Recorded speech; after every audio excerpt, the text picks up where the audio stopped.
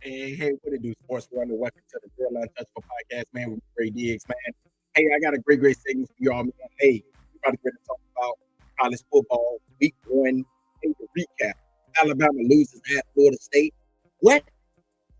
Texas get destroyed, basically shut down against Ohio State.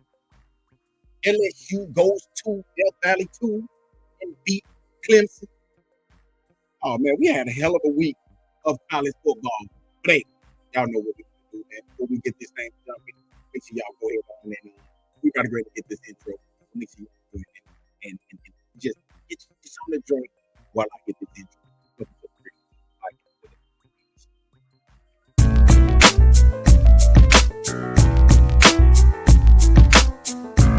You are now rocking with the best. Debates get hot, boy. I am so many fresh. I talk cash money like I'm Birdman. Tackle topic straight on, no swerving. All facts is what I'm serving. No one's better or more deserving than me. I bring that heat like Miami on a whole nother level like a Otani. I prove points by helping you visualize, using data that's analyzed by eagle eyes. Get your mind right and act like you know. You are now tuned into the Real Untouchable Podcast.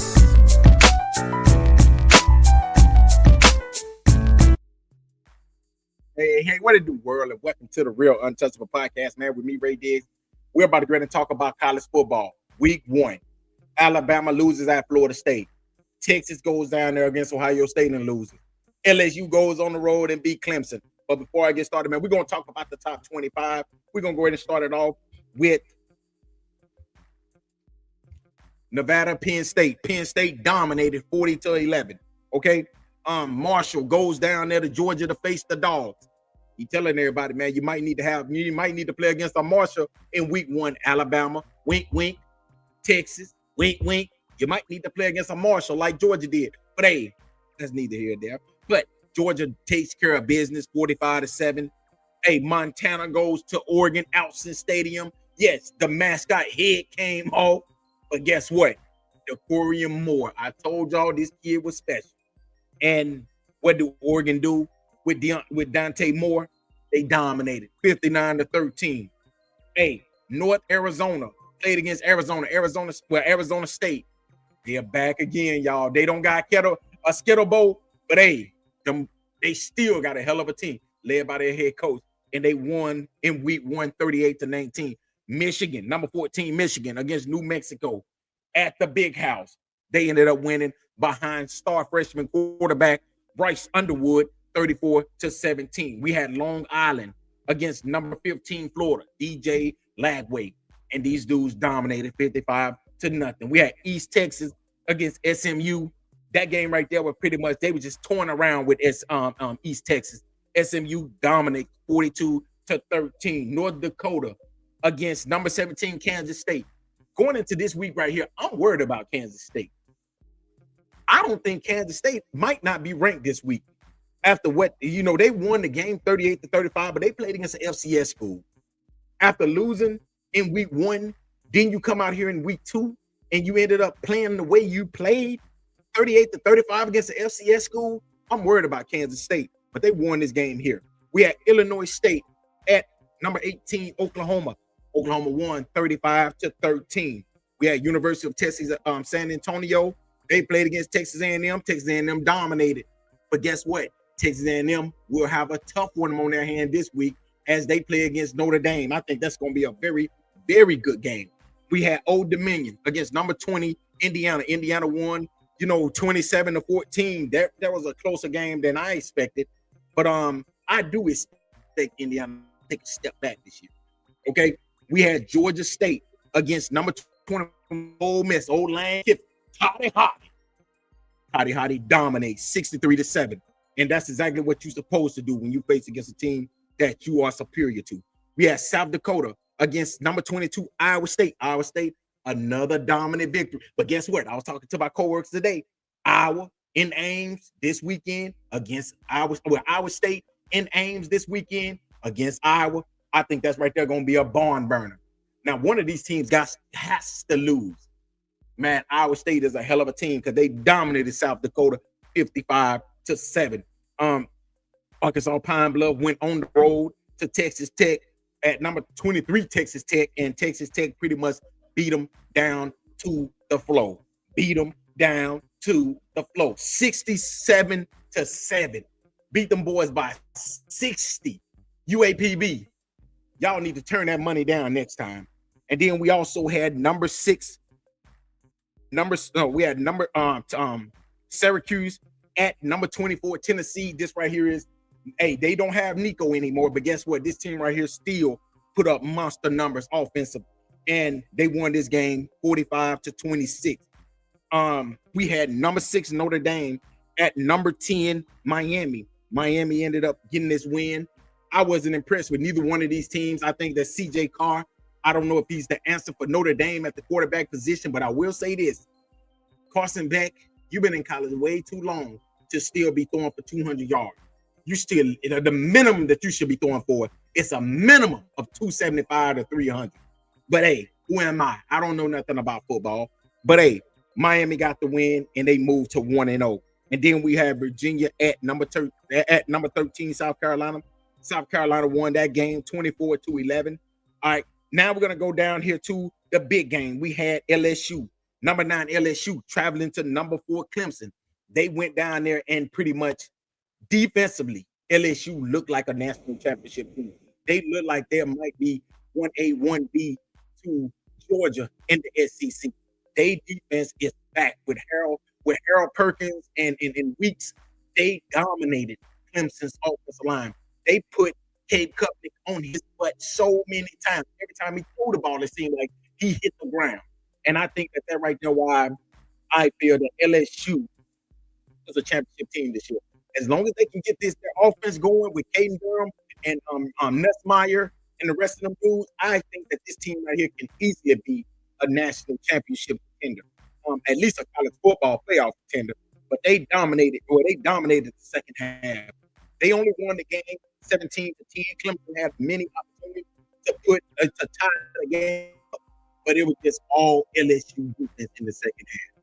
Their defense dominated Clemson's offensive line. And hell, I didn't even really see, Clemson, they got at least top 25 defensive tackles. Defensive tackle, defensive end. I didn't really see neither one of them really make an effect in this game. I didn't really see neither one of them dominate the game like I expected.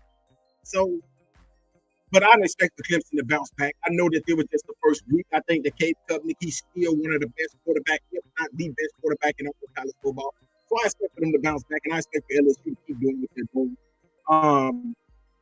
And we had number 1 Texas going on the road at the Horseshoe at Ohio State, number 3 Ohio State. Ohio State got the win 14-7. But this right here was bigger than Ohio State getting the win. I think that 2 things in this game that I saw that I didn't like. One, Jeremiah Smith is going to be a deep. You can already tell. It's already there. You might as well go ahead and get ready because he's going to be a deep. Yes, he's a great player. He's a hell of a player. But he's also going to be a diva. And also, Arch Manning, let's pump the brakes on that Heisman thing, the Heisman campaign. I think we need to let him grow. Yes, he's a man. Yes, he's Peyton and Eli's net. But he ain't neither one of them yet. But we need to let him grow. We need to let him mature a little bit. Because that's his 3rd college start. And he didn't look good. But it ain't no shame. You went to Ohio State, your 3rd game to start. You go to Ohio State and you only lose the game by 7. One thing I can't say, Ohio State and Texas have national championship defense. I think Texas have one of the best defenses in all of college football as well as Ohio State with Matt Patricia leading that team. They got some really, really, really, they got a hell of a defense, both of these teams. Now, if I have to panic, right, if I had to give a panic plan for both of these teams, I would say it would be very well for Texas. I would say Texas maybe a 2. I would say maybe a 2 right now because I think the Texans will bounce back. I think they can and will bounce back because Texas still, this right here is just their first game of the year. First of all, they still need to get in rhythm with their quarterback and their wide receiver. Ryan Wingo is one of the best wide receivers He did not even get. I can't even remember him catching a pass. He might have caught one or two passes, but I can't. It was nothing that affected the game. So I expected him to work and get better and getting him the ball. Arch Manning, he's going to get better. I think all the praise was too early anyway. But we understand it's a Manning, so that's right there the reason why they pretty much put all that pressure on him. So they feel like he can handle it. But Ohio State and both of these teams, I think both of these teams right here are really, really good teams. And I expect for both of these teams right here to pretty much keep moving forward. I think Texas will bounce back. I expect for them to maybe lose maybe one more game. I can possibly see Ohio State losing, maybe the Penn State, maybe the Michigan because it's a rivalry game. But both of these teams should easily make it to the college football playoff.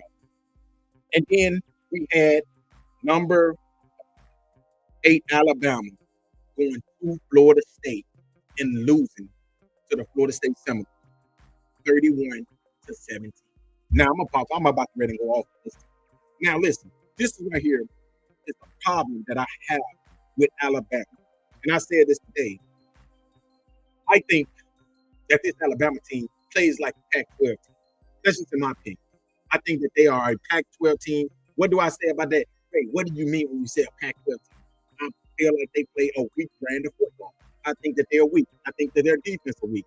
I think that their offense is weak. When I look at Alabama, okay, when I said that the panic meter. I said the panic meter. Who am I panicking more for, Texas or Alabama? When I say Texas maybe a 1 or a 2. When I say Alabama, I say maybe the 8. They're at an 8 right now where I'm panicking. Why I say that? Why you say that? Why do you have to week 1? Because this is why I say this right here was one of those games that Alabama should have won. They needed to win this game. Why do I feel like they needed to win this game? Because Alabama still have a hard schedule ahead of them. Like, it ain't like that this right here was going to be, I'm not saying that this right here should have been an easy game, but it should have been one of maybe 4 to 5 easy games that they have on their schedule. Think about this schedule here. They play UL Monroe this week. They play Wisconsin the week after that. And then they go to Georgia. After Georgia, they play Vanderbilt. After Vanderbilt, they play Missouri. After Missouri, they play against Tennessee. After Tennessee, they play against South Carolina. After South Carolina, they play against LSU. Now listen, after LSU, they play against Oklahoma. Now, think about all of those games in a row. That's why I keep trying to say that Alabama needed to win that first game of the year. They needed to win the Florida State game. Because honestly, I'm looking at the schedule, and it's telling me Missouri will probably be ranked by the time they play Alabama. 2, 3, 4, 5, 6. 6 straight games where they're gonna have a ranked opponent. That is the reason why I feel like Alabama should have won that first game. And I'm gonna tell y'all something. I've seen a lot wrong with this Alabama team, starting with the head coach. I think that this team is undisciplined. I think it's a very undisciplined team. Now, take nothing away from Florida State. Florida State, they came out there and they did what they were supposed to do, but this ain't about Florida State. This right here is about, but I will say, hey, big ups to Earl Little Jr. That dude dominated this game. He dominated Alabama. He did everything he wanted to do. I'm talking about, I seen him come up there and get Richard Young one-on-one when he came through that hole. I'm talking about he was playing with reckless abandon in this game here. But I will say this right here. When I look at this Alabama team, they have problems at every level, starting with the head coach, the quarterback. They don't even have a running. They offensive line. Alabama had one of the best offensive linemen in the nation that was getting dominated against a basically, I'm not saying he's a nobody, but hell, if you're the number 1 offensive lineman in college and you're out here getting dominated the way he was getting dominated, that's unacceptable.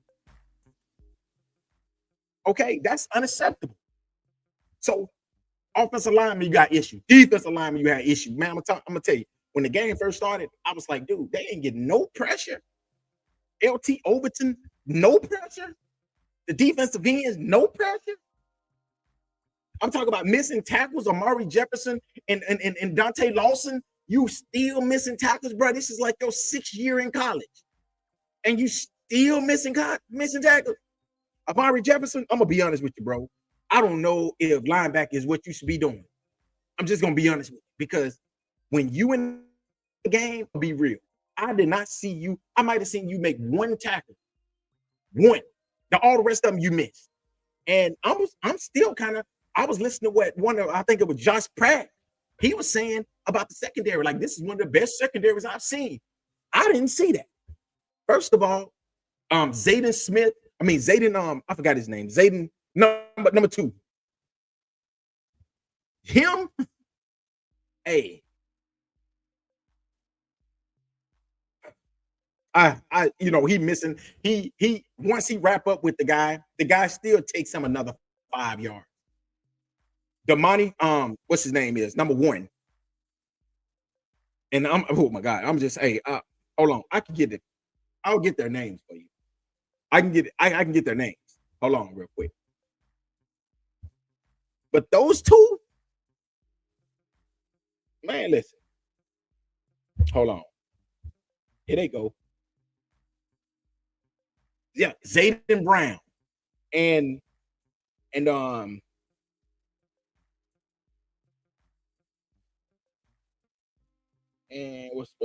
other one at? Yeah, Zayden Brown and yeah, that's his name, Damani Jackson. Yeah, the USC transfer. Listen, Damani Jackson is so undisciplined. James Smith is so undisciplined. James Smith, Damani, I don't know why Damani Jackson, he got a passing, a taunting. I'm like, bro, that's your first tackle you made all game. What the hell are you doing? Celebrate. Come on, bro. And I'm gonna be honest, James Smith, I just don't understand this dude. He made a good tackle. I mean, they made a good tackle. It wasn't even him. They made a good tackle. And then what did he do? He come in and hit the quarterback late. And then what did that do? That led to a touchdown. That tells me right there. And I'm gonna tell you the problem that I have with Kalen DeBoer is that he didn't pull him out the game. If that happened in a Nick Saban team, Nick Saban would have pulled his ass out of the game, and he probably wouldn't have went back into the game. That's the difference between Nick Saban, a championship coach, and Keelan DeBoer. Keelan DeBoer is more like one of those parents that want to be your friend more than being your coach. See, and that's right there the problem with Alabama. See, Alabama is a team. They're a very soft team. They can't tackle. They can't, they fast, but they can't tackle. They can't guard nobody. The quarterback, we just don't know what's up with him. And I think that, honestly, man, I don't know how good Ty Simpson going to be. I was worried about him in that first game. I think that a lot of it was him trying to throw the pass like he was throwing the ball too hard. I'm like, bro, why are you throwing the ball so hard? Like the dude is 10 yards in front of you. Why do you need to throw the ball that hard at him? So, and like I said, you know what I'm saying? And that's right there what I'm saying. Like, I just feel like when I look at this team, this team right here has a lot of issues, but it's just week 1. But I'm panicking in week 1. Yes, I'm worried. If y'all see my Hogs back here, we 1-0. Guess what? We play Arkansas State this week. Now I say the same thing about them. They need to win this week because they're right there going to be 2 wins. Because we got a hard schedule coming up as well. But I'm worried about Alabama. And I'm worried about Keelan DeBoer. And I know Nick Saban, he sounds pretty optimistic, but that's Nick Saban. I understand why he